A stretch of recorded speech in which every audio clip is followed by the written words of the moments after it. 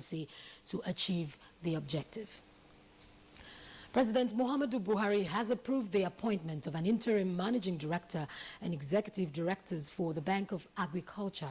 A statement by the Federal Ministry of Agriculture and Rural Development says the appointment follows the federal government's determination to reposition the Bank of Agriculture to be a more efficient and result-oriented institution. Productivity increases, we want to look at value addition, we want to look at infrastructure deficit and how we can bridge this. We want to catalyze additional financing through different innovative financing methods. And the World Bank has approved $200 million agricultural loan to support smallholder farmers in Nigeria. This is contained in a statement by the Federal Ministry of Agriculture and Rural Development. Well, the 6-week timeline given by the federal government for the rehabilitation of the Nnamdi Azikiwe International Airport, Abuja, is on course, as operations at the Kaduna International Airport had been going on smoothly without hitches 3 weeks after relocation of activities. The Minister of Information and Culture and that of State Aviation gave this assurance in Kaduna. It's fine. The road is perfect. There's nothing wrong with the runway. The ILX works fine. The VOI works fine. As a government, we put in place, to the best of our ability, arrangements that will ensure security and also guarantee safety of operations both on tarmac and off tarmac and en route. This is only temporary, so already we are moving forward, and I assure you this would be done smoothly and in the interest of safety. So we appeal to Nigerians to bear with us. This is only temporary. There could be challenges here and there. We've made enough contingency plans to deal with those challenges when they come up. The Minister of Works, Power and Housing, Babatunde Fashola, says the federal government will refund 124 billion naira spent by Ogun State government on rehabilitation and reconstruction of federal roads within the state. The minister stated this during an inspection tour of federal roads, power plants and other projects under his ministry. The minister also expressed satisfaction with the quality of road projects embarked upon by the state government. The capacity of power that we have installed in the country today is in the region of 12,000 megawatts. But we just can't use it simply because either today there's a problem with distribution, tomorrow there's a problem with transmission, the day before there's a problem with gas. So if it is gas, we want to know now where the nearest gas field is here. How can we improve the supply? Wife of the Vice President, Mrs. Dolapo Oshimbaju, accompanied by her husband, Christian women groups and other worshippers to mark Mother's Day at the Aso Villa Chapel. Mrs. Dolapo Oshimbaju, in her exhortation, spoke on the outstanding qualities of mothers as pace-setters in the society.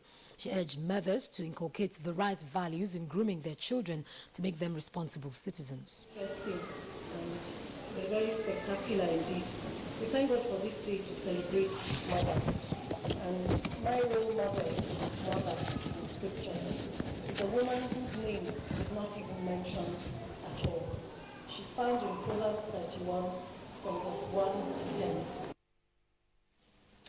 The former governor of Niger State, Dr. Muazu Babangida Aliyu, says government and its critical partners should continue to encourage Nigerians on the prospect of economic diversification in the country. Dr. Babangida Aliyu stated this at the Jibui's annual Islamic convention with the theme Promoting Self-Reliance Through Sustainable Trade, Commerce and Agriculture for Human Development. Vehemently frowns at begging and dependence on other people. Begging is an antithetical to Islam, that even Muslims are enjoined to have a trade, to be involved in commerce or agriculture, so that they may feed themselves and not rely on exploiting the ignorance of other people. In the meantime, Kano State Governor Abdullahi Umar Ganduje has advocated a total ban on importation of tomato paste into Nigeria. The governor was speaking during a visit to some tomato farms in Kano State. Even last week, as I'm speaking now, A basket of 60 kilograms of tomato was sold at the cost of 400 naira, Your Excellency. Recently, the importation of this tomato paste has made the tomato price to come down drastically. And the Niger Delta Development Commission, NDDC, says it will support performing contractors to ensure completion of ongoing projects in the region. River State representative on the board of the NDDC, Ibiro Mahari, disclosed this during an inspection of some projects in parts of the state. The project is ongoing.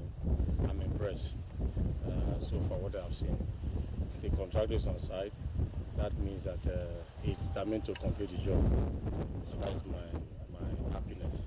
Unlike the first one that we went out, you see the contractor is here, but they're doing nothing. And so there is no hope for that job to be completed as expected. But here, there is hope that the job will be completed. And on a very serious note, I commend the contractor.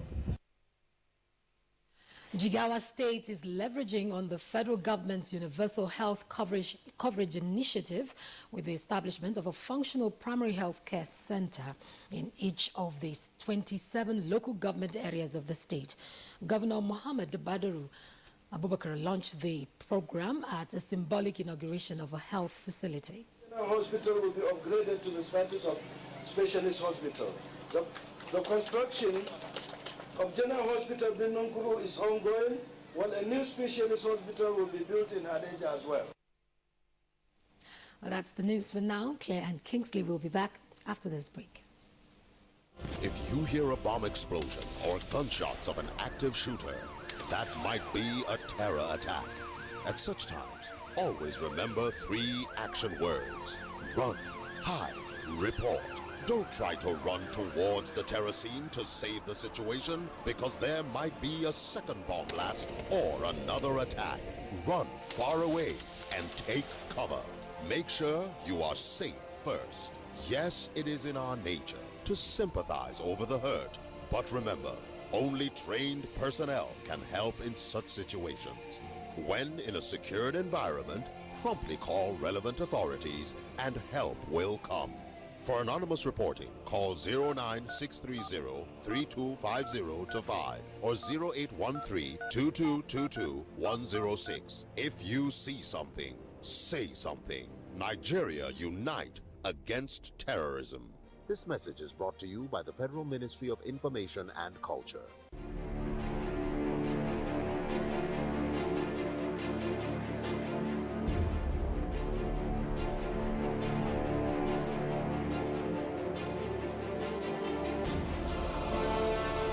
This is the brand new Government Lodge, completely built by the rescue mission team in 8 months.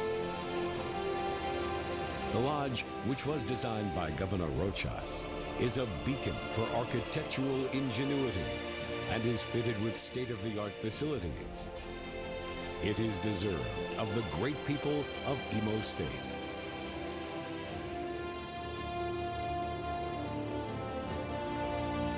This is a rescue mission project, the new face of the Imo State government.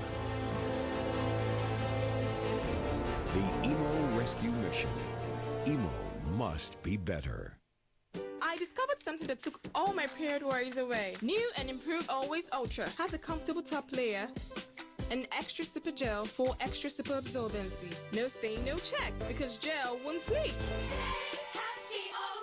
What makes a Niger mom powerful? I encourage my kids to learn new things. And if they get hurt, I rely on the power of my Dettol's One Capful. To fight germs, it's like my own first aid kit. My family needs protection from germs. I use the power of Dettol's One Capful to disinfect surfaces and clothes to keep them clean and safe from germs. I trust the power of Dettol's One Capful for bathing. The power of Dettol's One Capful protects from up to 100 illness-causing germs. Millions of powerful Niger moms use the power of Dettol's One Capful to protect their families. Be a powerful Niger mom with Dettol. Be 100% sure.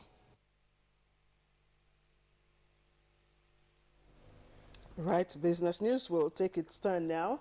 And in it, capital releases to ministries, departments and agencies reach 1 trillion naira mark in the 2016 budget. And dealers pick $81.3 million US offered by the CBN. We have details of this and other with Amina Nojim. The Minister of Finance, Mrs. Kemi Adeosun, has revealed capital releases to federal ministries, departments and agencies for the 2016 budget has reached a record 1 trillion naira, the highest ever budgetary release in Nigeria's annual funding for capital projects. This information was contained in a statement signed and released by Director Information of the Federal Ministry of Finance, Salisu Naina Dambata. The minister said she was optimistic that with the current stability in oil price and the return of normalcy in the Niger Delta, she was sure Nigeria will do more in 2017. The minister disclosed the figure in an interactive exchange with members of the House of Representatives Tactical Committee on Recession in her office in Abuja. The amount was released for various projects, including the commencement of the construction of a dual standard rail line that would link Lagos and Kano, rehabilitation of roads, expanding irrigation facilities to boost agriculture and upgrading of aviation infrastructure throughout the country. The components of the releases include aggregate releases to the MDAs. Others were manual authority to incur expenditure in February 2017. Mrs. Adeosun noted that the overall capital release totaling over 992 billion naira have made impact on the Nigerian economy by creating jobs, stimulating economic activities in communities and upgrading infrastructure, thereby improving the well-being of Nigerians.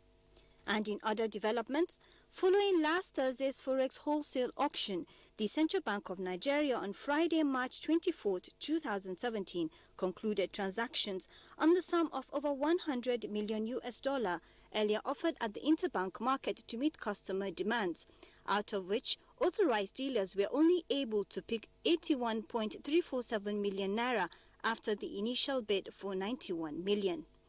In the week ahead, the National Bureau of Statistics will make available reports like the Labour Productivity Report, Unemployment and Underemployment Watch for the fourth quarter of 2016.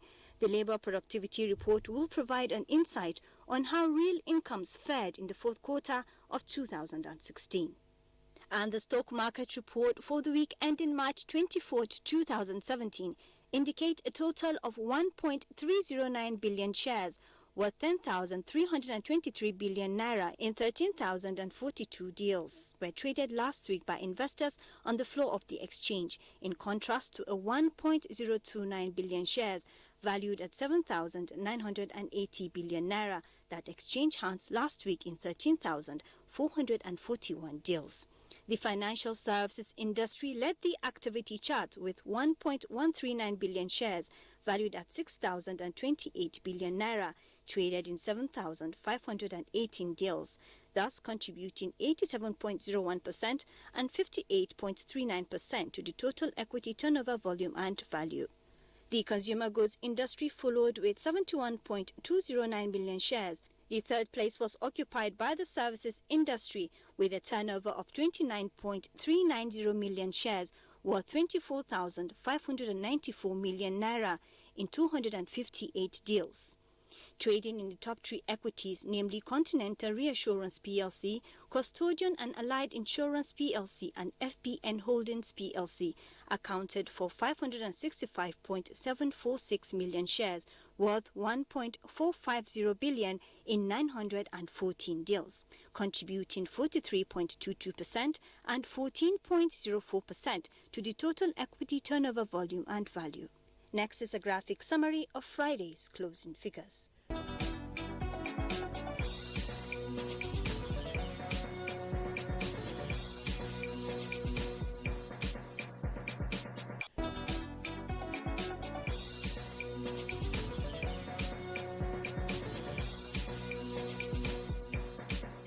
And that is business news. I am Amina Nushain. Thank you very much, Amina, for the business package. Next for us is to take a look at the headlines in some of today's newspapers.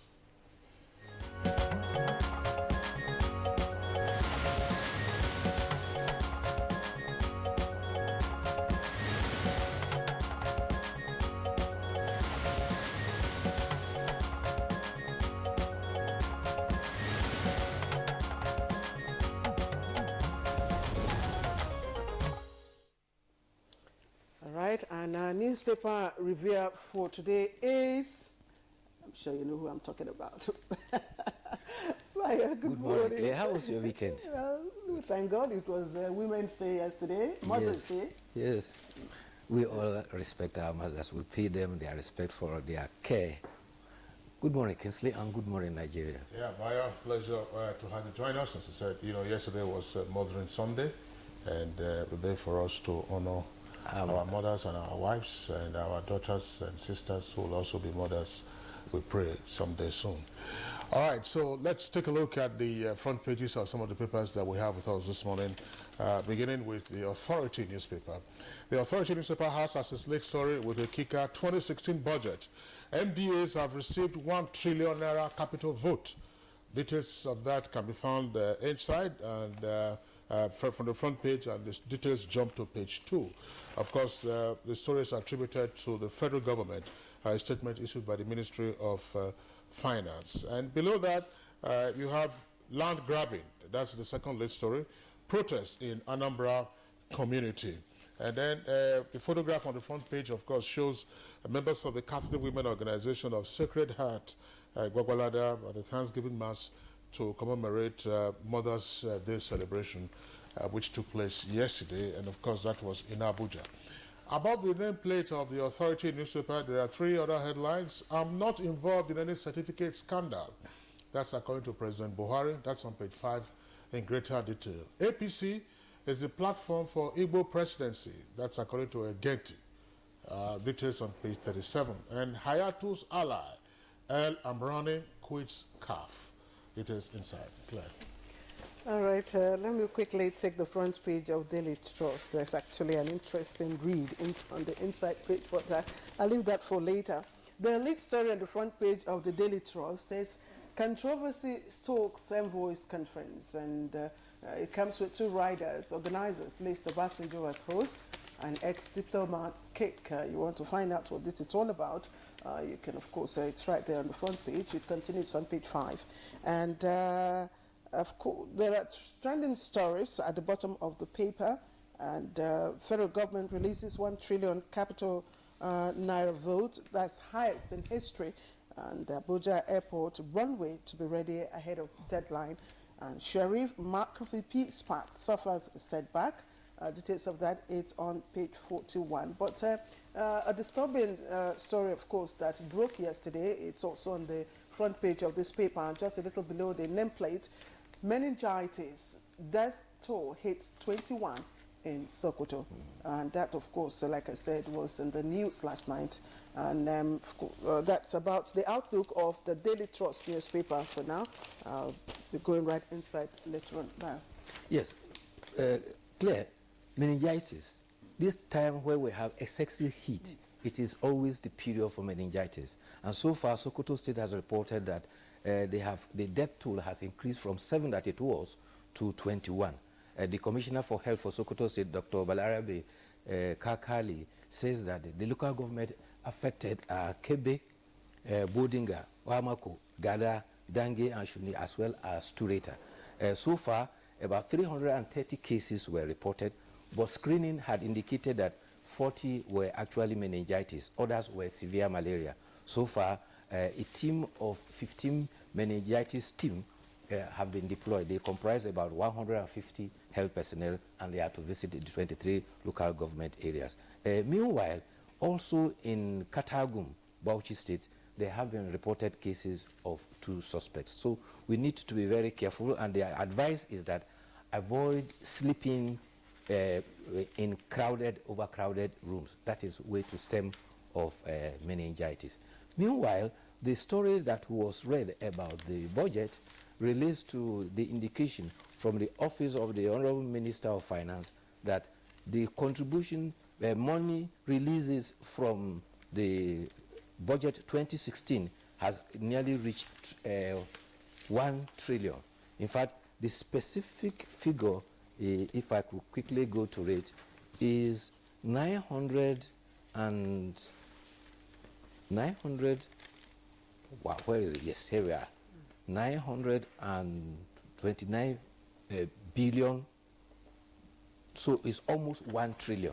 And this has been substantially to infrastructure development and releases, among which are the funds that were released by the Ministry of Finance to the Federal Ministry of Works, Housing and Electricity. And it is hoped that 2017 will see more of such releases. The other interesting story is that Naira has continued to gain continued ascendancy. Bureau de change operators now are lamenting that they are having bad business. The Naira exchange rate at the parallel market presently is set to be about 375 Naira, and that is at most cities. But even in Port Harcourt, where it is 408, they are not finding it easy. In Abuja, the exchange rate is 307. Lagos, that is at the official rate, and the parallel market that are 372 at Abuja, 365 in Lagos, 379 in Kano, and 408, they are not getting buyers. Meanwhile, the president of the Bureau de Change, Aminu Gwadabe, is lamenting that his members have lost about 130 million. However, he did not disclose how much his members had gained when the Naira was at the receiving end. You remember it got to about 545? It was pushing. I mean, well over 500. Yes, sir. Well over 500. So now they are lamenting that there are losses, and if care is not taken, their membership, which is about 3,000, will find serious depletion. Many of them will have to pack up. Which is what some people have been advocating anyway, that you should cut down their numbers. Okay. Anyway, Kingsley, Yeah, let's take a look at the front page of the Daily Sun newspaper. Daily Sun, an earpiece there, that's beside the nameplate. 4 trillion Naira customs revenue. Forget that printer's devil there. It's, actually, it has to do with the customs service. Senate probes Obasanjo, Yaradua, Jonathan, and Buhari. Details of the story can be found on page 6. In this story, of course, this is an echo again of the spat going on between the two governors of Rivers and Benue. Parry Club refund allocation, that's the kicker. Wike asks EFCC to probe Benue governor. Says Otom has nothing to show for money received. And then we move to the foot of the front page of the Daily Sun.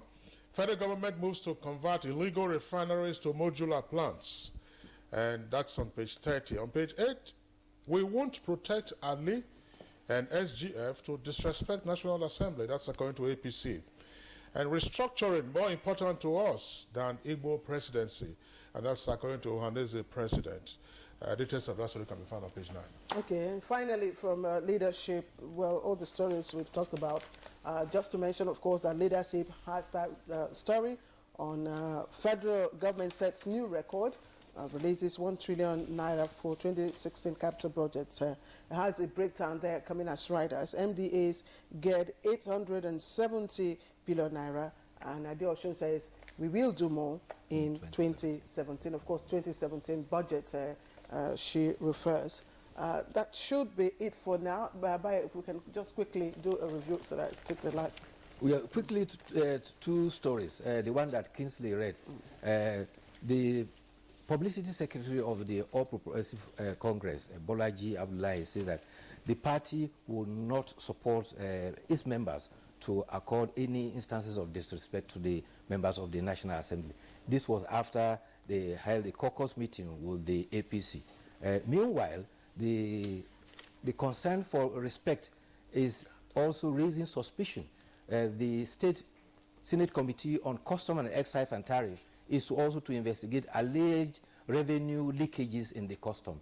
This has nothing to do with the current ongoing crisis between the Senate and the import duty, but this is related to security agencies under border review between 2006 and 2016.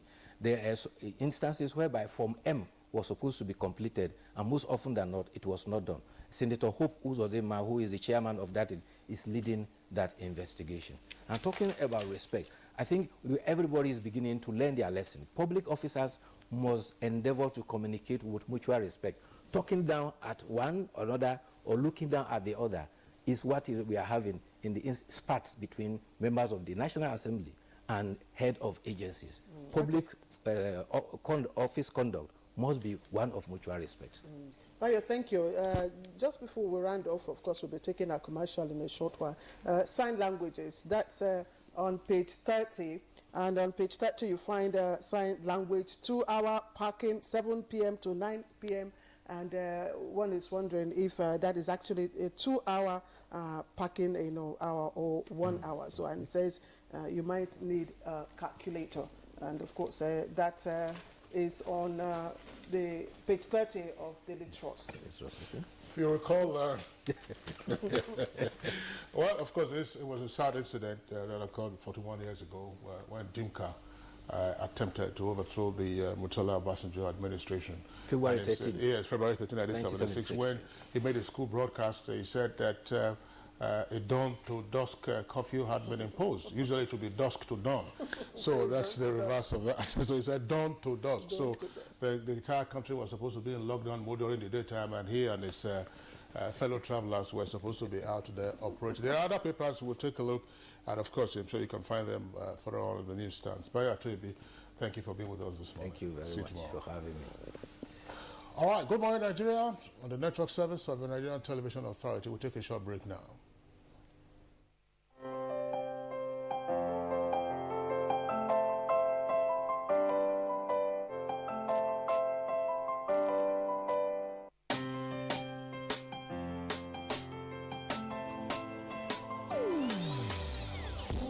Hear the call of change. Stand up, Nigeria.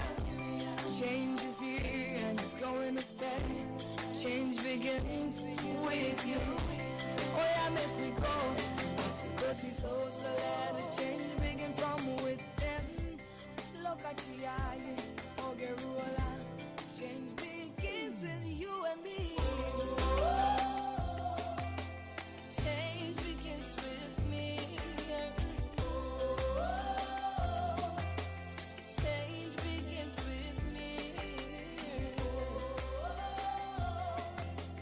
Change begins with Coming up, we visit David Anyele. In the 10 months since he appeared on Airtel Touching Lives, his Center for Citizens with Disabilities has gone from strength to strength. Thank you, Airtel. We are glad that you came. And for Emmanuel Onyeka, his dream of completing his studies has been dashed. A tragic Okada accident in 2015 had left him an amputee.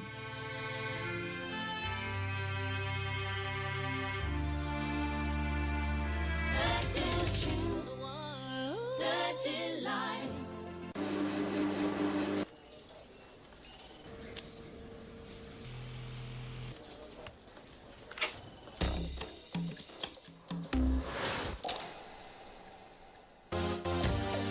Pump the chair, pump it up while your feet are stomping and the gym is pumping. Look at the crowd is jumping. Pump up your jam and push up your hand. You know, say me fans them plenty like sun. Jump up and dance, make them understand. Say me energy could never be contraband. No matter what life throws at me, I can handle it constantly. All of my fans them invited. DJ, make my day. Make my day. Make my day. Make my day.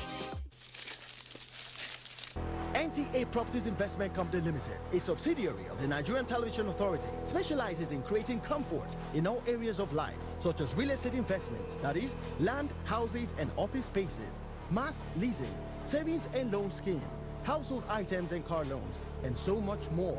Other information and entertainment services include Property in Style, a TV program that airs on the network service of the NTA, and also Property Connect, a nationwide magazine. Our priority is to bridge poverty gaps and sustain quality welfare of our clients. Partner with us and watch us help you grow. Pay us a visit today at the NTA headquarters permanent site, Area 11 Garki, Abuja, or our Lagos office at number 15 Awolowo Road, Ikoyi, Lagos. For more information, visit our website on www.ntaproperties.com.ng, or you can email us on ntapeak2000@yahoo.com. Call us on 080-2316-3474 or 080-6939-5185 or 070-3189-0555. NTA Properties Investment Company Limited, the much needed help at your doorstep.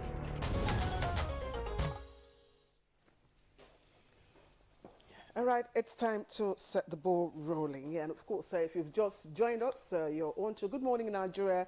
And today we are looking at pension matters. Now, as much as employees look forward to retiring from their jobs, one thing that has continually become a source of concern to them is what life holds in retirement. Let's join Uyemi Ajayi for this background report.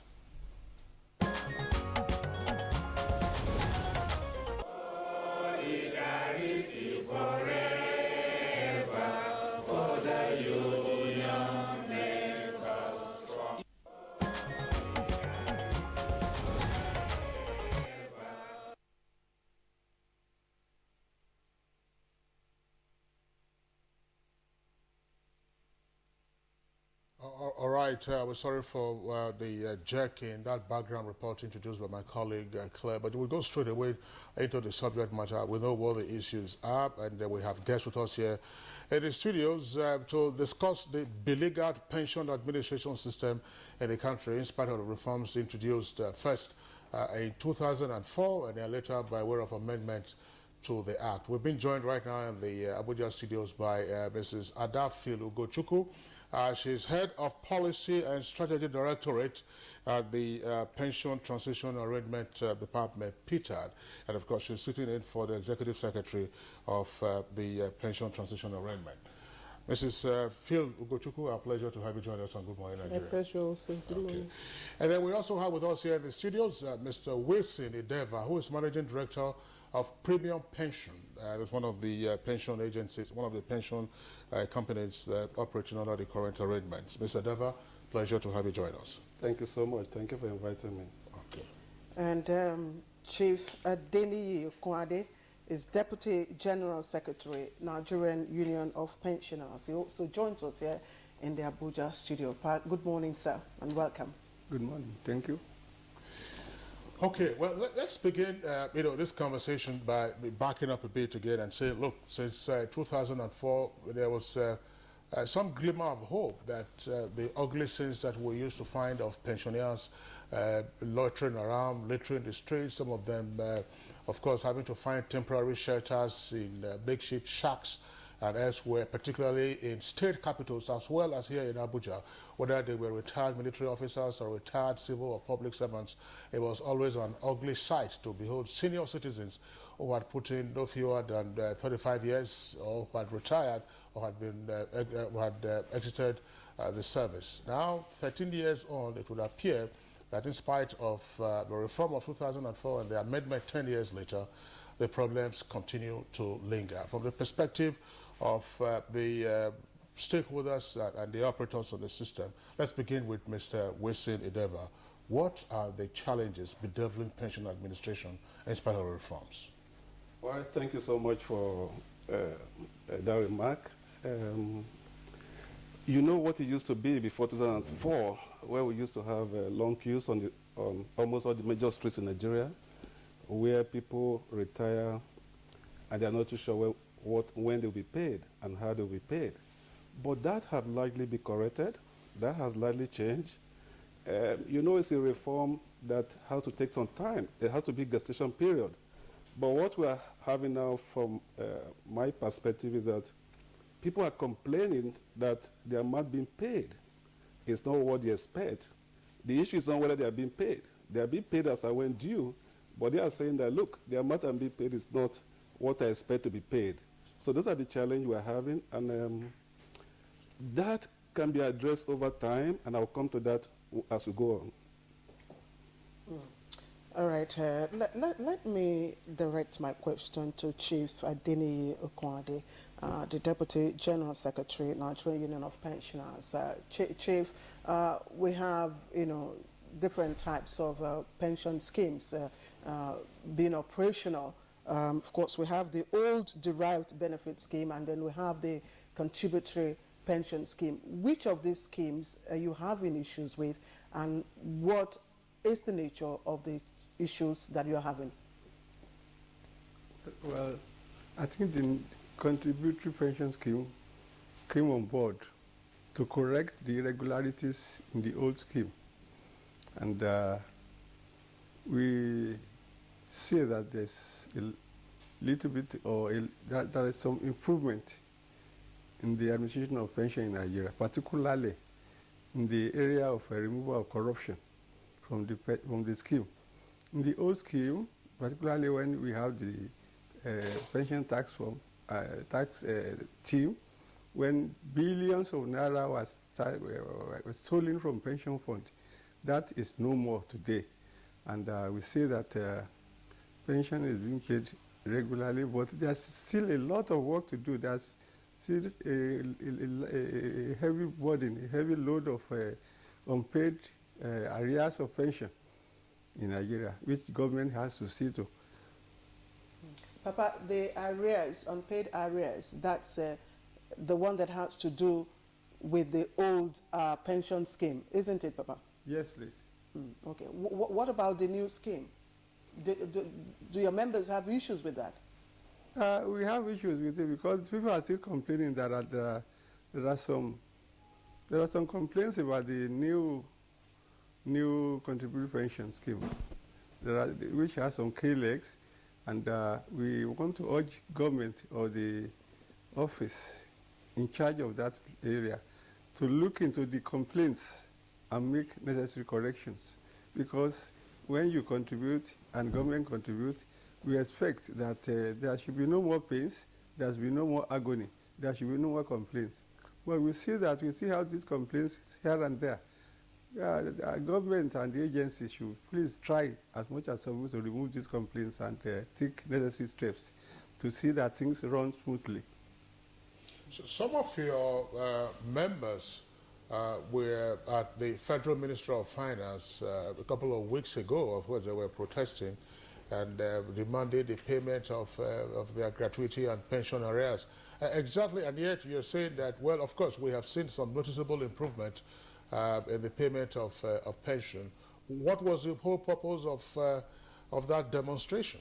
Yeah, well, I said a little bit of improvement, and I said it, if you can hear me well, that there's a lot of work to be done. The government owes a lot of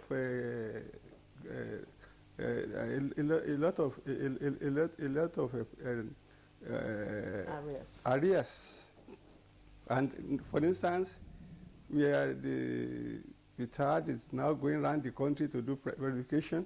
We have done about 4 geographical zones. They will soon go to Southwest and Central West.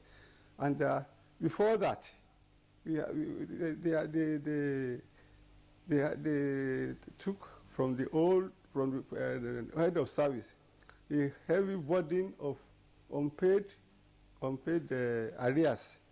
It is on these arrears that people come to complain. You see some people not being paid for the past 5 years, for the past 10 years, for the past 15 years.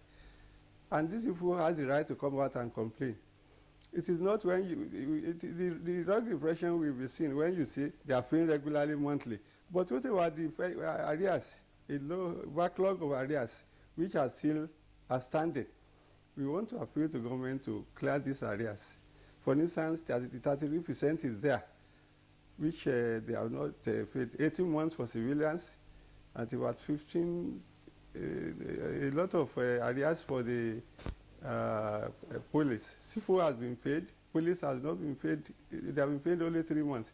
Civilians are owed 18 months. All these arrears are there. Individually, if you interview each of our members, they will have a lot of sad story to tell about the arrears owed them.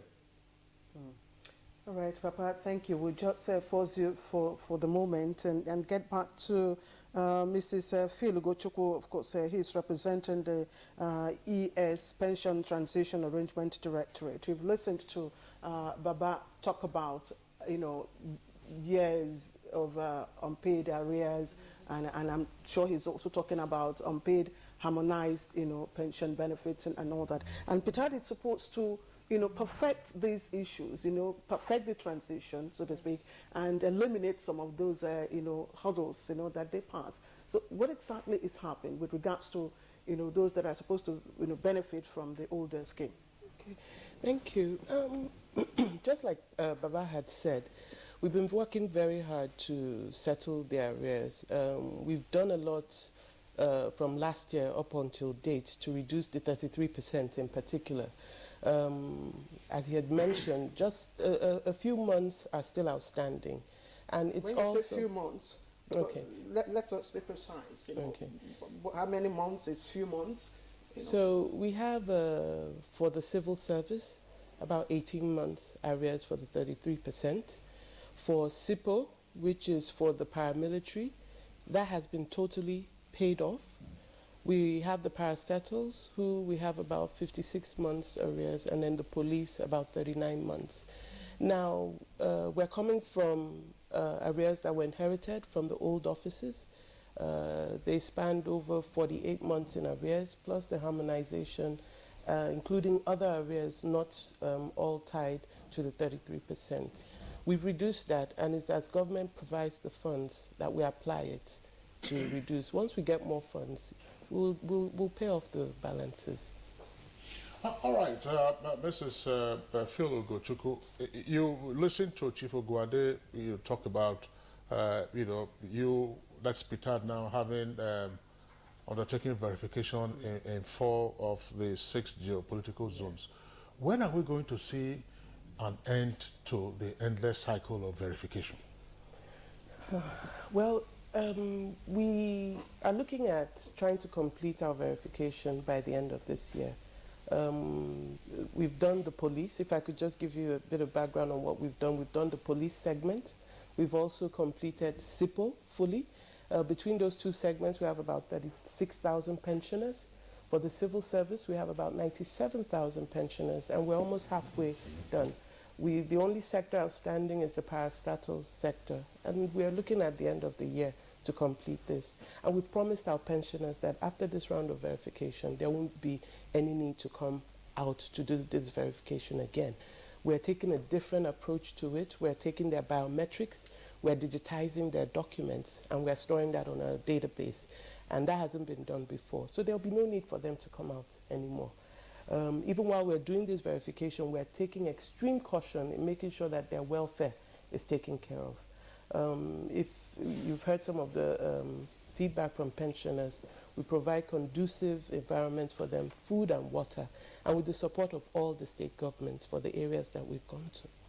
Why you're still at this, biometrics and database and all the exercises, verification exercises, and I'm wondering, and people keep asking, Nigerians keep asking, why do we have to, and that's precisely the question Kingsley asked, why must we conduct biometrics when we already have several agencies who have come up with authentic database for Nigerians? You have, of course, the National Identity Management Commission that have done quite a comprehensive database. So why aren't you collaborating with these agencies and save pensioners the whole rigor? A good question. And we know that the pensioners are a vulnerable group. That's given.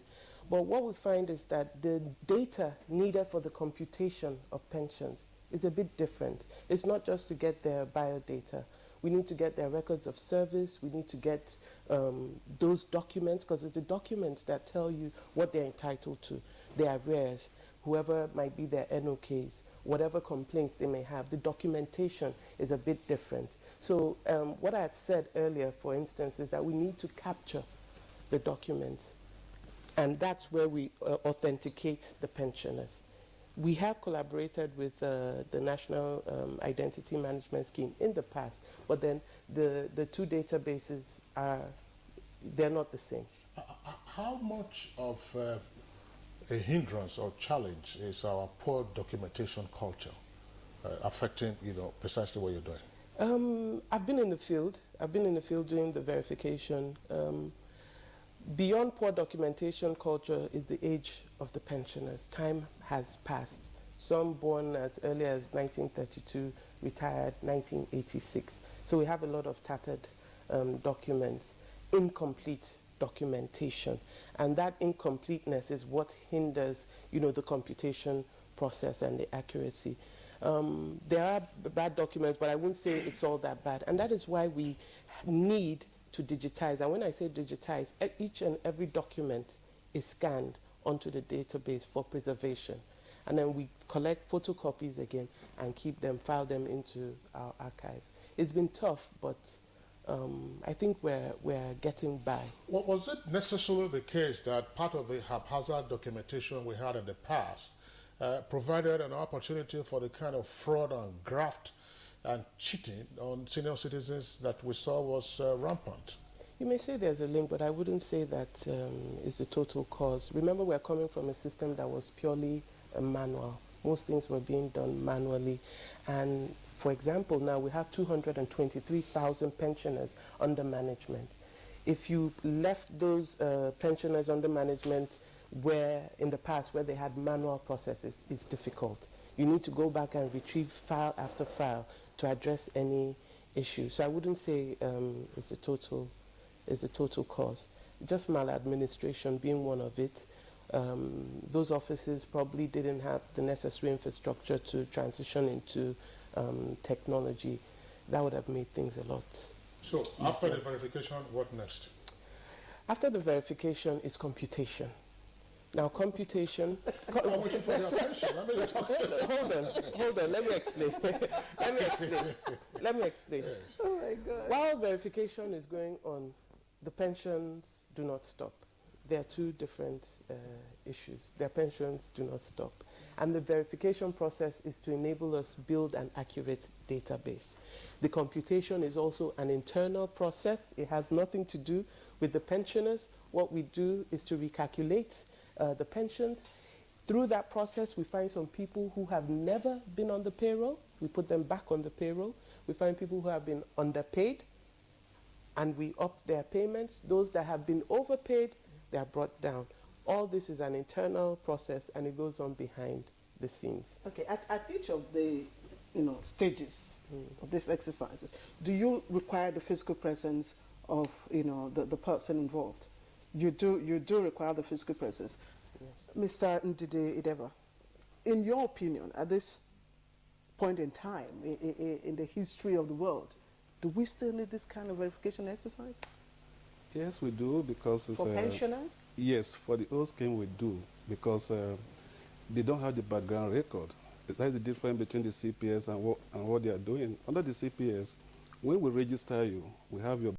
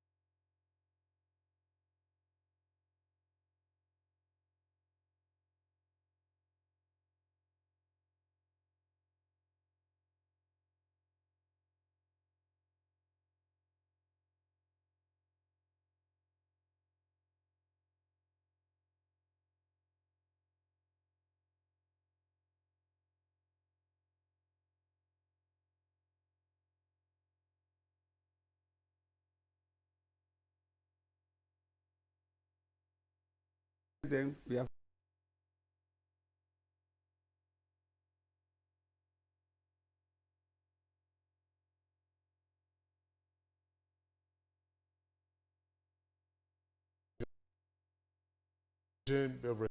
state governments. We engage them in various forms. We go through the NLC, for instance. We are an affiliate of Nigeria Labour Congress. We use the platform of NLC to approach. For instance, we have gone to Osun State with Ayuba Waba, who is the NLC president, to talk about the irregularities in the payments there.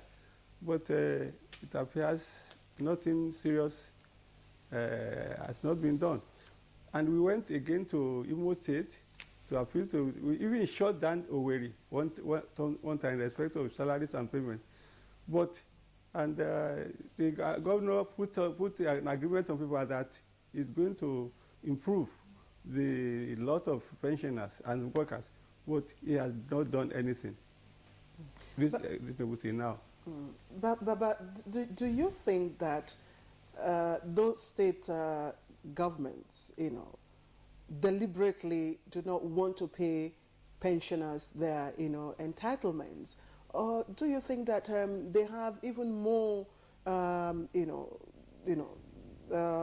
enormous financial burden that has compelled them, not to pay the needed attention to the issue of pension? We know that, we believe that pensioners should be placed on high priority of their payments. We are senior citizens. Some of us are very near our graves, and we don't want to die not receiving our entitlement. We know that Nigeria has challenges today. There is economic recession. But when there was bailout the other time, most state government didn't bother to pay pensions out of this bailout. We now hear that they are going to give them Paris Club refund. So that is why we want to sit up now together with NSC to ensure that this state government do something, pay out of this Paris Club refund to pensioners so that their agony can be reduced. Just before Kingsley comes in, I wanted to ask Baba if you have any concern regarding the verification exercise that Mrs. Ugochukwu talked about. Yes, we want them to fast track the verification exercise. They have done like I said, they have done about 4 geographical zones now. Living southwest, which is very large place, and central and north central. And look at this, there's something they have to be very careful about. We are already due for another increase in 2015 because the Constitution says, 173, Section 173, subsection 3 says, pension should be reviewed every 5 years or whenever worker salaries are reviewed, whichever comes earlier. We are now due for another increase as far back as 2015. And we are still talking about arrears of the past increase. So they have to fast track this verification, finish with it, do the computation, and pay the pension, those who are due to be paid, so that the arrears will not keep mounting. Well, Mrs. Phil Ugochukwu, do we have an idea from the 4 geopolitical zones that Petard has covered what the pension bill is in terms of unpaid pension benefits? Well, I can't tell you precisely based on the verification because that computation process is still ongoing, as I've said. But before we started the verification proper, we had done some analysis and we had come to about 174 billion. These liabilities are estimated and they are not verified until we finish the verification and computation process. But within that amount, there are various areas, different categories. What happens to a person who had served, retired, and unfortunately didn't collect his or her benefits and then had passed on? Do those benefits fall into his or her estate? Yes. And how do you verify that? Yes. Through the verification process, we verify next of kins, who we call NOKs. The NOKs just need to appear with the service records of the pensioner and show evidence that they are the rightful beneficiaries of the person's will or estate or whatever. And then we do that process. Do you have an idea of how many such cases you've had to deal with on the average? I don't have a total figure, but I would say that they're a small percentage. They're not that large within this defined benefits scheme. At least for every center, you might get about 20, 30 cases. I'm just estimating. Okay, well, Mr. Edeva, let's bring you again into the conversation. Earlier you were talking about the fact that, well, the new contributory pension scheme, that the CPS, is working seamlessly, but that the beneficiaries are complaining about the quantum of their receipts. Exactly where does the complaint lie? Well, you have three components of the RSA balance. RSA is your retirement savings account. You have the contributions that you have made. You have the contribution that your employer have made. Then you have the growth in your fund, which is the money realized from the investment of the money that you have also given to any PFA. So what has happened, since 2004, the first beneficiaries, the first retirees started in 2007. So for those, the RSA balance will not be so much.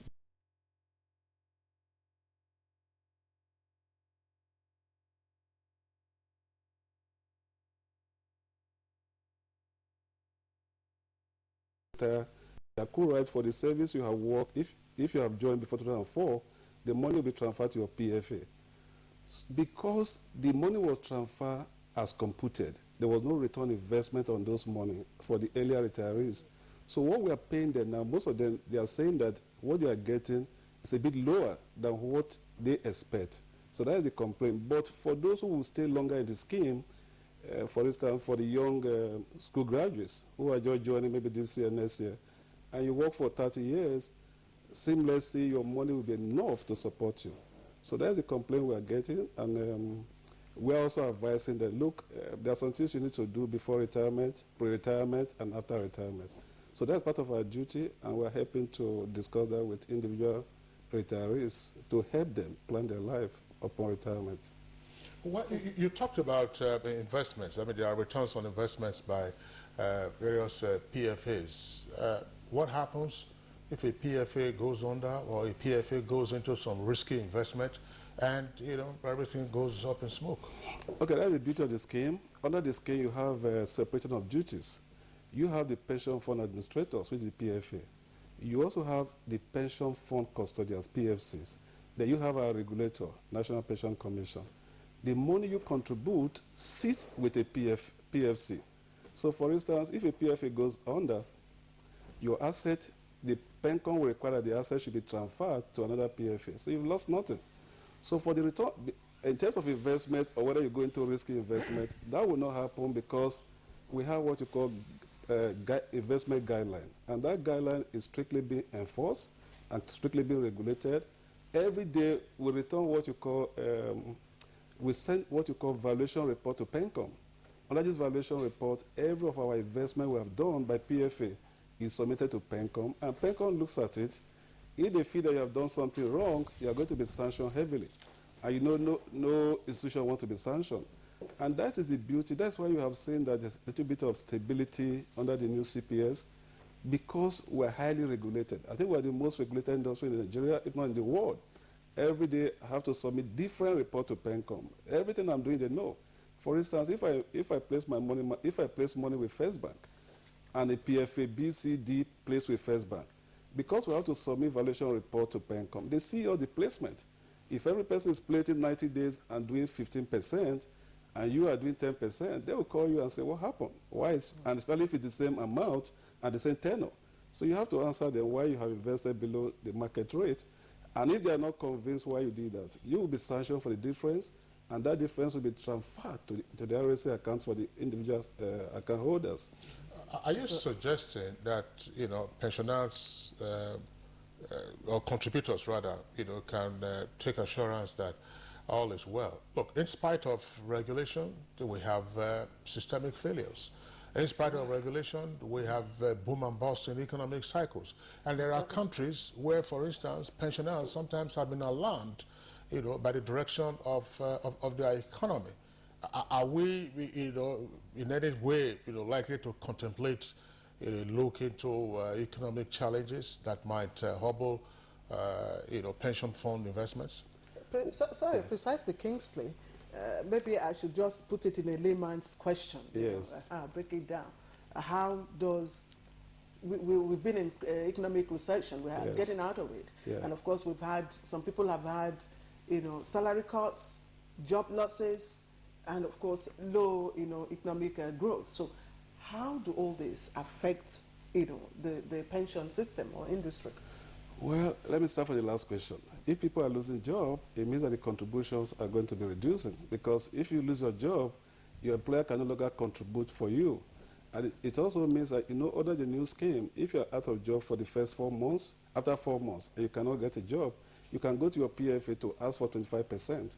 So it also means that the RSA balance of the individual is going to reduce. Sorry, if you're out of job for how many months? 4 months. You can do what? You can go back to your PFA and say, look, I'm out of job, and you show evidence, then you can assess 25% of your RSA balance. Okay. Yeah. Please continue. Yeah. So you asked a question about the economic difficulties and the challenges and how we can question that. You remember when there was capital market failure in 2007, 2008, the pension industry never suffered any failure because of the diversification of the investment policy. Because if you look at our asset class, if you have time to go through, it's such that if there's a failure in one asset class, for instance, bond or treasury bills, the other asset class can support and be able the return on investment from asset class can zeroize whatever negative return you must have gotten from the other asset class. That was why, because if you look at when the capital market, 2008, suffered so much depression, the pension industry never suffered any loss because of the strong regulations. Well, the pension, it was young then. It was about it was young, but would have suffered some losses. Yes. Yes, in that climb, I know there's a lot of concern about investment, but what I could say is that for Nigeria, because we're a growing economy, and our economy is a bit not too sophisticated like other climes yet, it will take time before we come to that, because with what we have now, the way it's been structured, we don't envisage losses in our investment. All right, let's bring Pa Okunade here. Pa Okunade, I'm wondering if you're satisfied with Mr. Ideva's explanation about what happens to the quantum of receipts. And, earlier on, Kingsley wanted to know why some of your members are complaining about that. Well, it's unfortunate that when you want to leave one scheme for another scheme with the hope of getting a better deal, and you discover that things are not going well as expected. I've always said it. This the PENCOM and all the stakeholders there should go down and see what are the complaints of the people, what are the complaints in place. Then they should examine the complaints and make sure that they rectify them, because the purpose of getting a Pension Reform Act is just to reform, not to deform the old scheme. So that I think they should try very hard to ensure that any deficiency, any irregularities, any complaints should be properly addressed, so that the contributors in this scheme should have their dues when due. All right, Chief Okunade, thank you very much there. Just to indicate, of course, as always, we have reactions pouring in from our viewers who have written in through the Twitter handle on the screen there. You can see it on the left side of your screen at NTA GMA. We'll take some of those tweets right away. Ibrahim Tudu tweets, you can imagine the unpaid pensioners come from middle level and junior cadre and junior army officers or military officers. Why? And Daily Jack Solomon tweets, a worst-case scenario, Nigerian pension system is fraught with problems. Most pension funds are underfunded or simply not funded at all. All right, and then we have this from Sonny Michael Makoji. In Kogi State, still, pensioners have been reduced to common beggars because of non-payment of their entitlement. And here is another one coming from Daily Jack Solomon. And he says, again, moderators, most agencies have unsustainable outstanding pension liabilities with weak and inefficient pension administration. Festus Akinboyewa tweets, not true that pensioners are paid regularly. My sister hasn't been paid for 2 years in Ondo State. Time to show respect for the elderly. Ibrahim Tudu again tweets, retirement in Nigeria is terrifying. Civil servants are afraid to retire now. A happy ending and glorified exit suddenly becomes scary. Unwaka Chinedu, I have been verified since 3 years ago, but nothing has been paid. Are they going to do all verification in all sectors before pay? And Olulipide tweets, federal government hasn't paid accrued pension rights to its CPS retirees from January 2016 to date. That's 15 months. Of course, CPS means contributory pension scheme. And we have this from Daniel Mona Chimso. It says, it is quite pathetic how the government will owe its pensioners who are old and dependent on this money. Don't they fear God? All right. Again, this second tweet coming in from Daily Jack Solomon. Nigerian media have been awash with news of many pensioners collapsing and dying while standing in queue to collect their stipends. And Festus Akinboyewa again, truth is government is failed to recognize and address long-term challenges pensioners are facing. Enough of grammar, start paying them. Olulipide, pensioners that picketed Ministry of Finance 2 weeks ago are under the Contributory Pension Scheme, CPS, 15 months outstanding. Okay, and then we have this last set of tweets coming in from another one again from Nwaka Chinedu. It says you can see the long process which leads to delay in pay. Now those processes will even take more years. Excuses upon excuses. Okay, and finally, Eze Chukube tweets, moderator, many of the pensioners have died while awaiting gratuity. What happens to their money? Can relatives access it? All right, now those are the tweets that we are taking. Once again, Chief Okwade, there was talk sometime about some suggestion for the creation of a Ministry of Pensioners and Senior Citizens. What is that intended to achieve? Well, I think we are agitating for that because it will pay more particular attention to pension matters. When you have a separate ministry for pension and senior citizens, like we have for sports and youth, then you will pay more particular attention to the affairs of pensioners, and you will cater for them better than they are doing now. That is why we are agitating for separate ministry of pension and senior citizens. As you can, I mean, as it's fairly evident, you know, there's some succor already coming for pensioners under the federal, who were employees of the federal government. But that doesn't appear to be the case for most state governments. When are you going to, as it were, ramp up your engagement with the state governments? Because from what is going on, after a few years, we are sure, after some years, let me not speak for either Pitad or others who are involved, you're going to have the most challenge coming from the state governments. Is there any sense in which state governments will most likely be responsive to the pressure of respecting their pension obligations to their former civil servants? Yes, they will have pressures on them, on state governments, to do the right thing, to do the needful. We will not leave them alone. We will be around their neck, and I'm sure when you don't, the Yoruba says, somebody who knocks your door every time, you have to answer him and do what he wants. And that's what we're going to do for state government. We're not going to leave them alone. We're going to continue to negotiate, to knock on their doors, to negotiate with them, to talk to them. And we hope they will listen to our cries. All right, Chief Adeniyi Okwande, Deputy General Secretary, Nigeria Union. Deputy.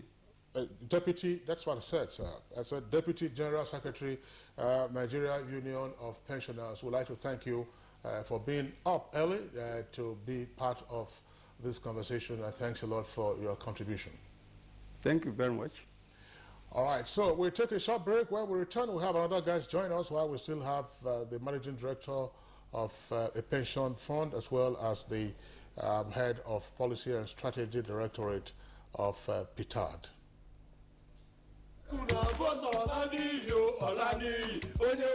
Vote for me, and I will turn night into day. Vote me, I will ban for more importation.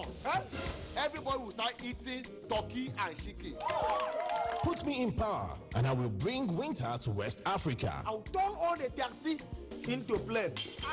Campaign promises. Another hilarious episode of Professor John Bull, your rib-cracking comedy. Find out the true gist of election violence, betrayals, and promises as Olani goes head-to-head with Udo. You have money. You have money. Who you mean? Showing at 8:30 p.m. every Tuesday and Friday on NTA Network International and Star Times. By the time I become the chairman, I will make you my special advisor. Why not go make me money advisor? What is wrong with you, my daughter? That is why people will look at politicians as thieves. Over and out. Brought to you by Glow. Welcome to the news speed.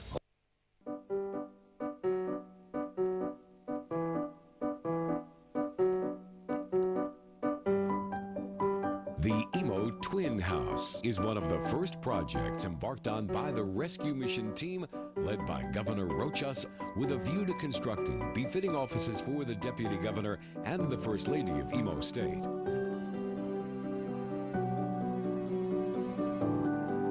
The Twin House building was completed within 7 months.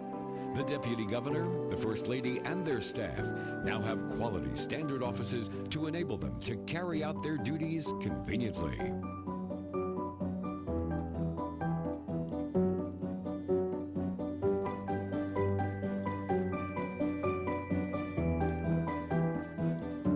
The Imo Rescue Mission. Imo must be better. Coca-Cola?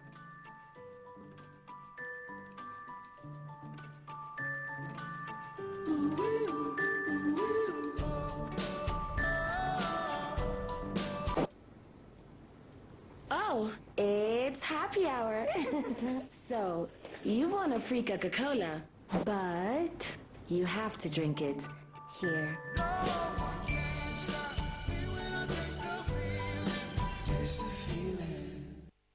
Hi guys, look how my baby Jamil has grown. And as they grow, there's a worry we all share, skin rash. Some use lotions or petroleum jelly, but I found what works for Jamil is Nigerian Pampers. It has built-in lotion to help protect his delicate skin and keep him dry. See you in the morning, Jam Jam. Good morning, happy Jam Jam. Dry and soft and no sign of a rash. Join many other moms and try Nigerian Pampers with lotion. Let's beat the rash. All right, you're still watching Good Morning Nigeria, and we're looking at the challenges, of course, of pension and pensioners in Nigeria. Let me quickly introduce our next guest who's just joined us here in the studio, and he's representing the Labour Union, and of course, his comrade Emma Uwaja. You're welcome. Thank you very much. All right.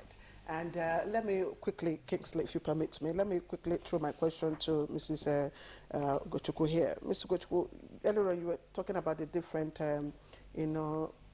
months or years of arrears that you've got to settle, 18 months, 34 months. And if what Pa Kwande said is anything to go by, that in 2015, there was supposed to be an increment, and that means you are getting more burden. So are we likely to get out of that? Is this verification exercise likely to address that? Or is it dependent on the remittances you get from both federal and state governments? Well, let me just clarify something. We're dependent on the federal government alone. We're wholly funded by the Treasury for payments. So yes, it's subject to the availability of funds. That's the only way that the backlog, any outstanding, is going to be reduced. That's the long and short of it. All right. Once again, let's go over to Comrade Abuja of the Nigerian Labour Congress. Comrade Abuja, we've had some, salutary comments this morning with regards to steps being taken to reduce the backlog of pensions, owed to retired civil and public servants. What is the assessment of the NLC of what's going on?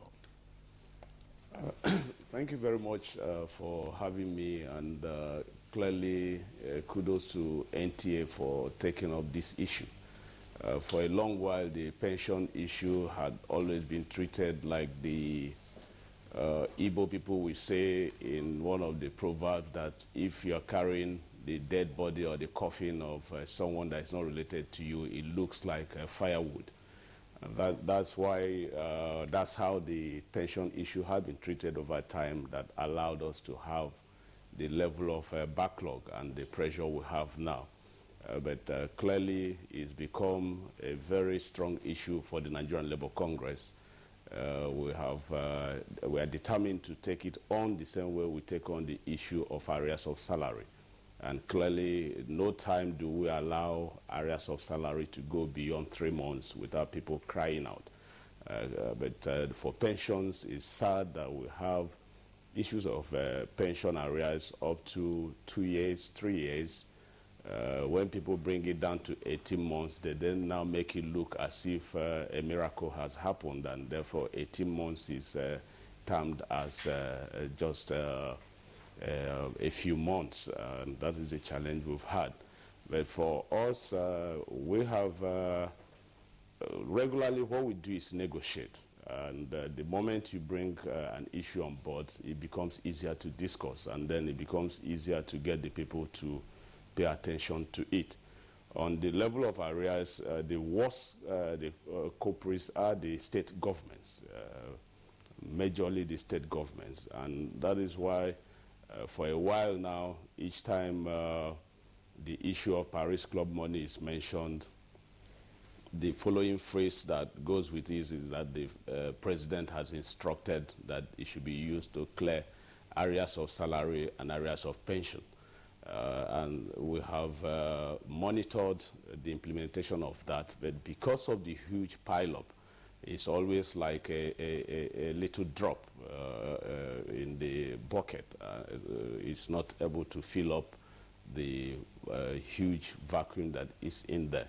So we're hoping with time, maybe with the improvement in the economy, the governors will put less emphasis on the kickbacks that come from contractors and see the human angle as priority. They have never treated pensions as priority, and it also affects the kind of exchange we have with them, because in fairness to the discussions we have with them, you get to a governor and he says, hey, what you are getting me to pay was accumulated by my predecessor, because for them, governance is about now, it's about them. They never believe what any other person left behind is part of their responsibility, which is very sad. So you talk with people, they now tell you we are paying pension regularly. The definition of that is that they are trying to offset what is within their period of administration. But you have backlog of 24 months, 36 months, and they'll tell you it was accumulated by another administration. So anytime... How? That's Comrade Abuja. Let's deal with that, because that is a common refrain. I mean, you hear amongst the governors, some of the governors, because it's not all of them that are not, meeting the pension obligations of their respective governments. How is the NLC dealing with this? I mean, a state government inherits both assets and liabilities. So how is it dealing with it? Can the state government, neglect to pay, its inherited liabilities with regard to pensions?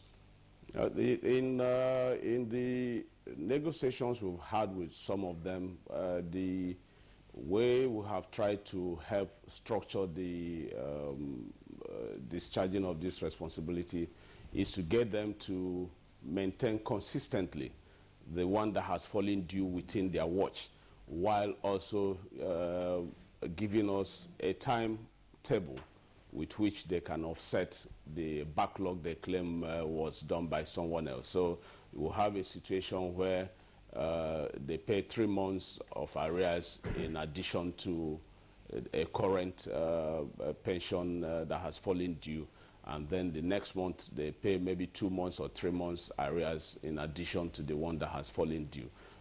That way, gradually, they are trying to have that cleared.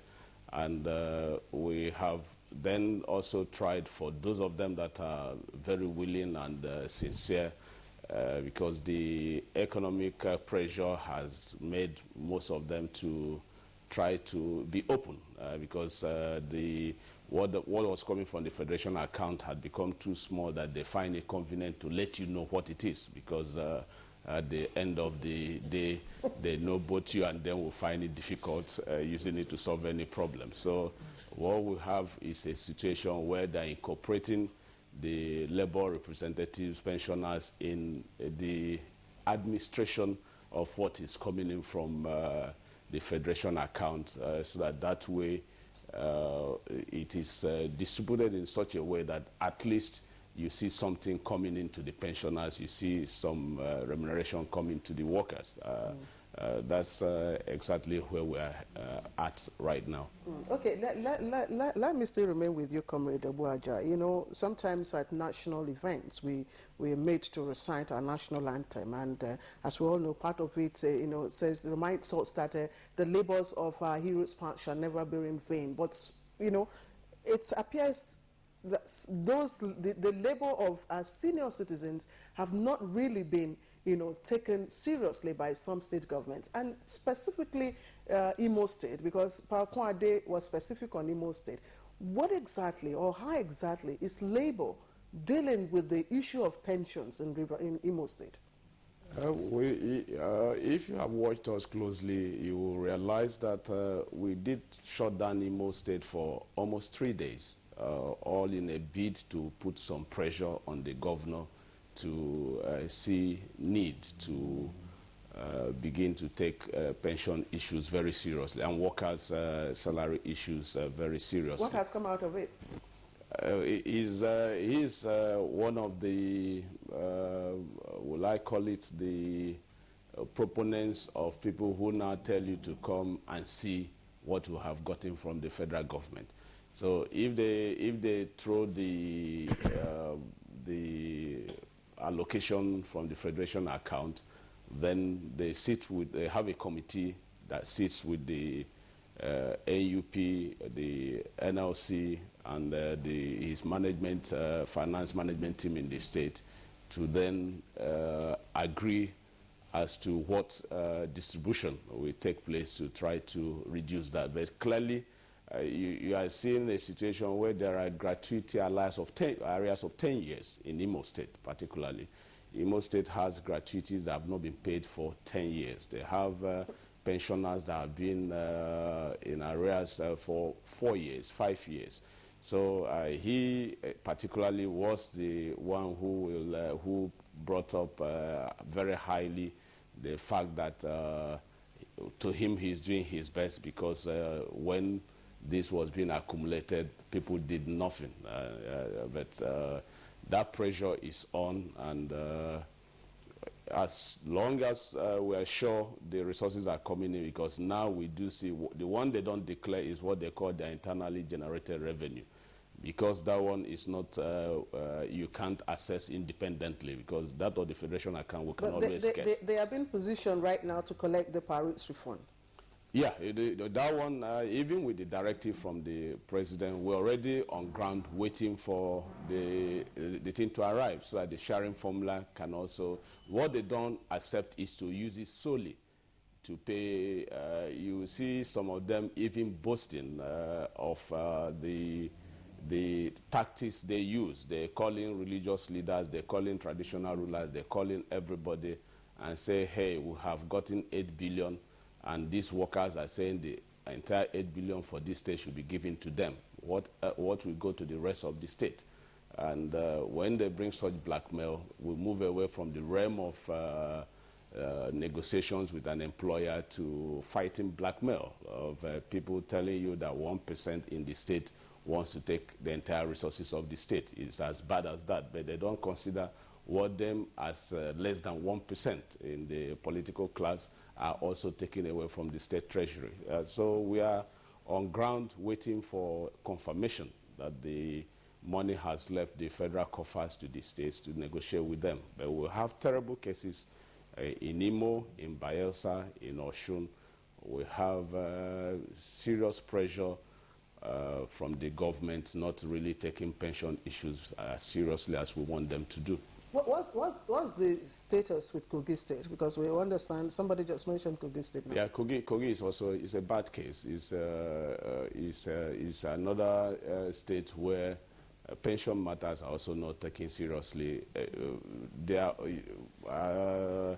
I'm glad if the federal people can pass the template they are using in their verification to the states, because this verification phrase has become a hiding process for people who don't want to pay pensions.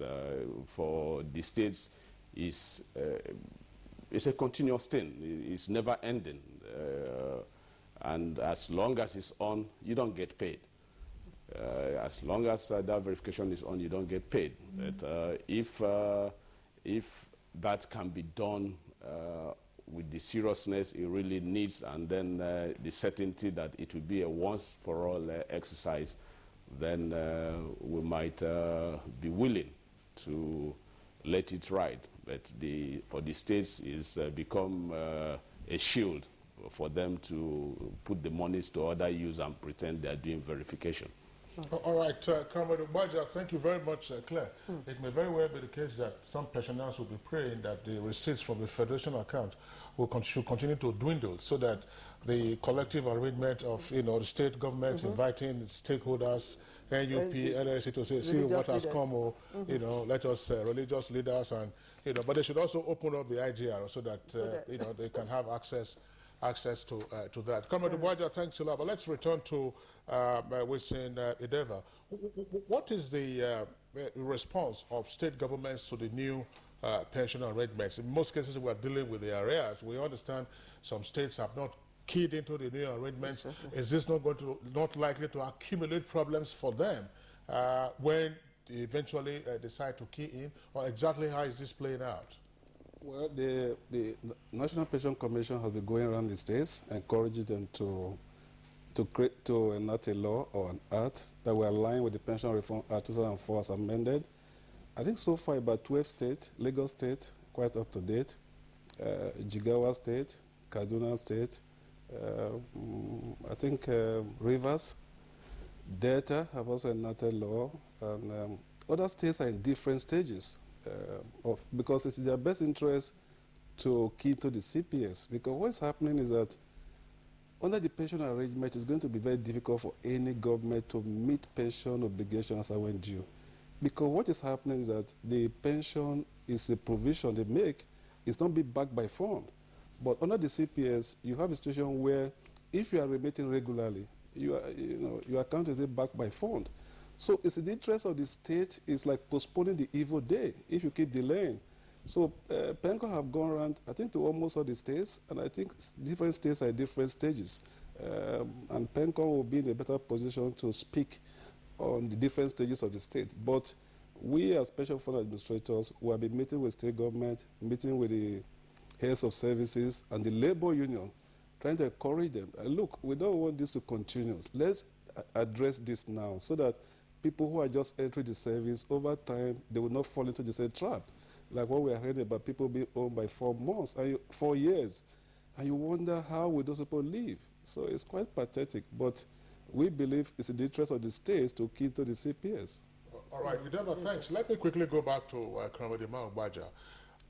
The comment has been made, and that's the expectation that every 5 years there will be a review of of pension benefits and so on and so forth. But how realistic is this? Let's face the reality now. I mean, you can see the level of the economic decline that the country has witnessed. You can see the challenges pertaining to what has been accumulated over time.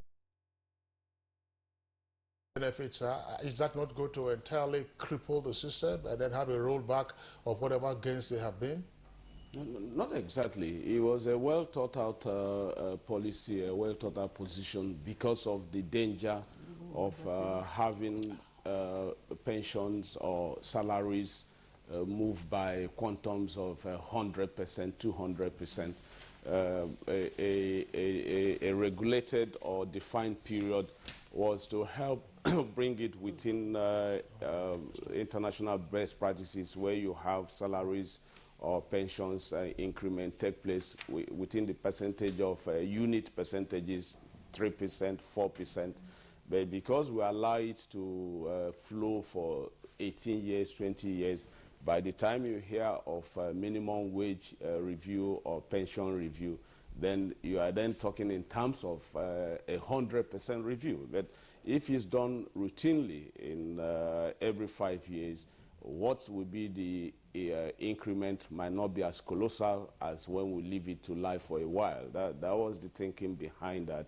But clearly, when we make policies, the determination to see through is always missing, because when we were doing the minimum wage negotiation under Justice Begore, the attitude was, let this be the last time, 2011, that you have a minimum wage increment or pension review increment that will be within the range of 100%. That if it's done routinely, then we can bring ourselves to having increases in terms of 8%, 7%.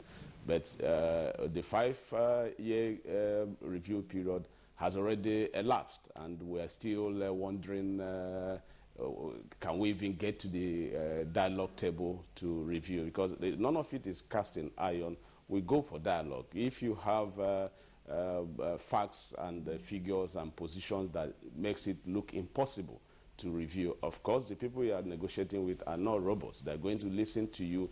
They're also going to put forward what if a pensioner was going home with 8,000 naira in 2011, if 8,000 naira could get him a bag of rice in 2011, and he goes home with the same 8,000 naira in 2017, and that can get him a mudu of rice, it's clear that we're not thinking in terms of his well-being, if we would say he should remain where he is.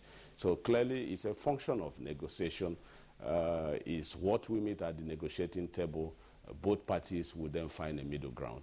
Okay, let me quickly, Mrs. Gachukwu, just a very quick response from you.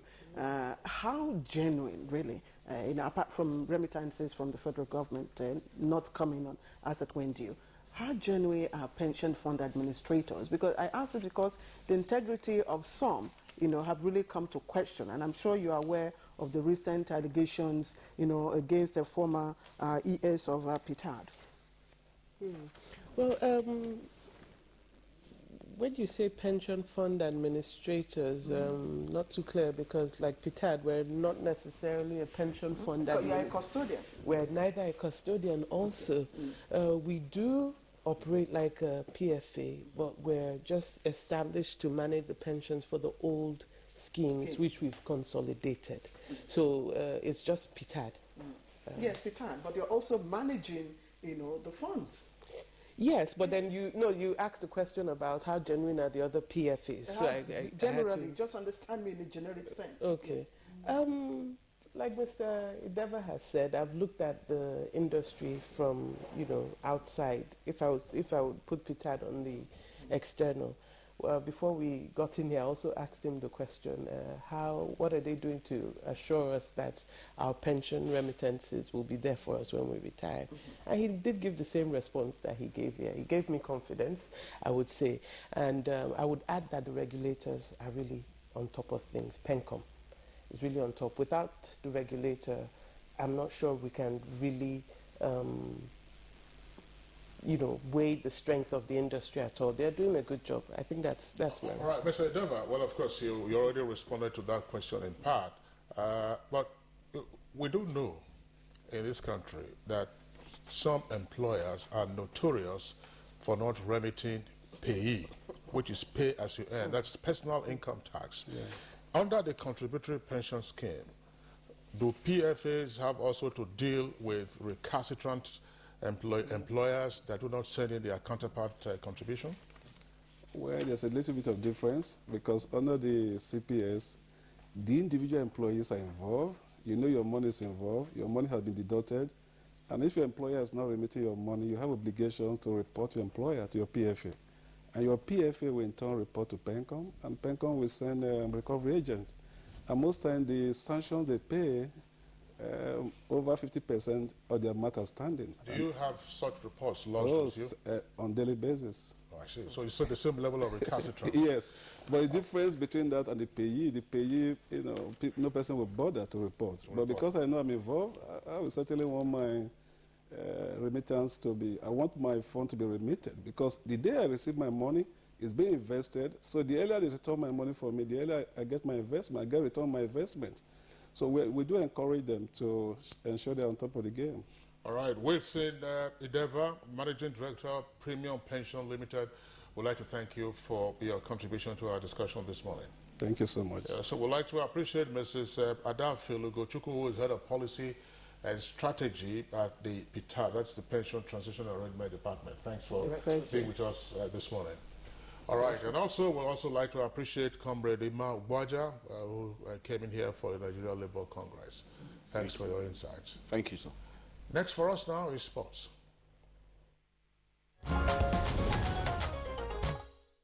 Rubens Bala's hat-trick ensured a 4-1 victory for Plateau United over the visiting ABAs of Ilorin, and also a return to the top spot of the Nigerian Professional Football League. MFM LC 5 games unbeaten run came to an end as they lost 1-0 to Gombe United, and defending champions Enugu Rangers' poor run this season continued as they also lost 1-0 to Katsina United. Meanwhile, the Nigerian Women Premier League kicked off at the weekend with Sunshine Queens defeating Ibom Angels 2-1 at the Akure Township Stadium. On the continent, the Confederation of African Football's Secretary General Ikam Al-Amrani resigned on Sunday, just over a week after elections swept long-standing President Issa Hayatou from power. Al-Amrani, in a letter to African Football Association, said he would be departing on Monday, but gave no reason for his decision. And in boxing, Rio 2016 Olympian Lawrence Okoli took just 20 seconds to score a knockout win on his professional debut. The 24-year-old British cruiserweight caught compatriot Godfrey Cave with 2 solid right hands.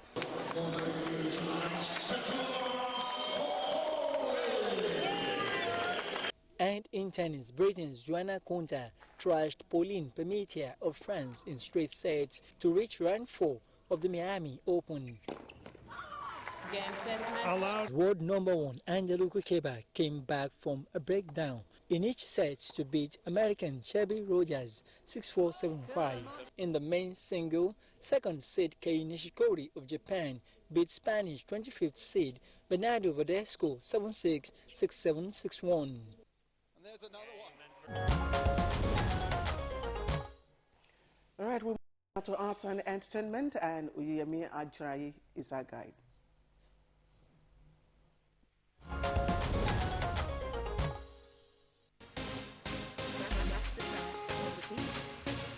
An experience that often stands as a setback. The fire incidents that affected the EME boards actually did some damage, consuming some of his most valuable assets, including his awards. This R&B soul sensation is, however, proving that knockdown isn't knockout. Rather than focus on the damages, he's made lemonade out of this sour lemon. He is grateful to God for saving his life, and his appreciation is expressed in his new single, Blessing Me. Thank you, 'cause you keep on blessing me.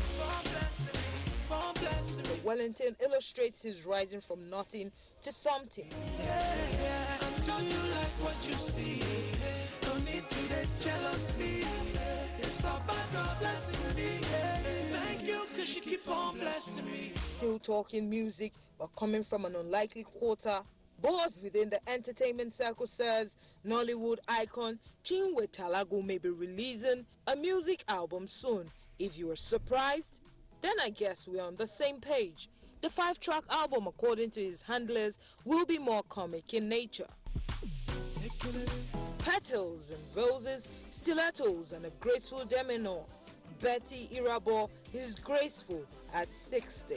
The classic columnist is the cover girl for March edition of her publication, Genevieve Magazine, and smashing at 60 best defines her looks.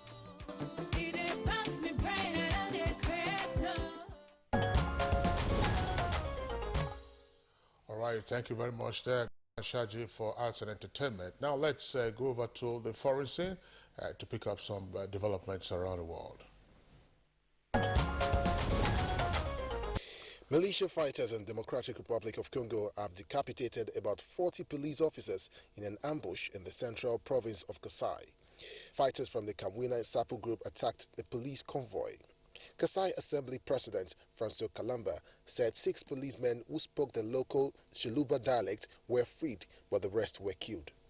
The unrest in Kasai began last August when security forces killed the Kamwina Sapu leader. The state governor said an investigation had been launched into the killings. The UN says 400 people had been killed and 200,000 displaced in the Kasai region since John Pierre Pandi, the Kamwina Sapu leader, was killed. Now, Hong Kong's Electoral Committee has chosen Beijing-backed Carrie Lam as the city's new leader. Out of 1,194 electors who cast their votes, Lam had 772 votes. Hong Kong's small circle electoral system has come under criticism as this does not represent its 7.3 million residents. Right, let's go over to the weather center now for today's weather forecast. Hello viewers, it's a new week and I welcome you all to the weather forecast from the Nigerian Meteorological Agency. I am Paul Ogba, and now a quick look at what Monday's weather holds for us. We expect fresh dust which has just been raised from southern Chad to affect the northeastern parts of the country and keep these places moderately hazy. Horizontal visibility is likely to be impaired but will still be good enough for flight operations over this area. The northwestern parts of the country are expected to experience sunny and hazy conditions, and as we move down the central parts of the country, partly cloudy conditions will prevail. There are high chances of localized thunderstorms over the coastal areas and the inland cities of the south. And for maximum temperature forecast, please stand by.